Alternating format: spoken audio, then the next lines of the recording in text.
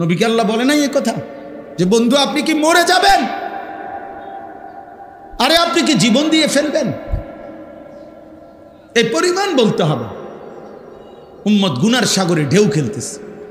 আপনারা বাচ্চা ছাড়া জানেন না, এক এক যুবক মোবাইলে রাত নাই দিন নাই, 3 দিনে 3 সপ্তাহ, 1 সপ্তাহ, 2 সপ্তাহ।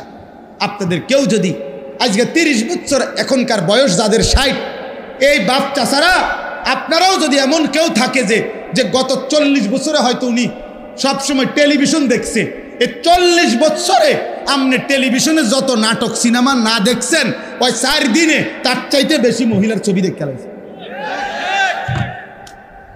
হিসাব বুঝেন নাই?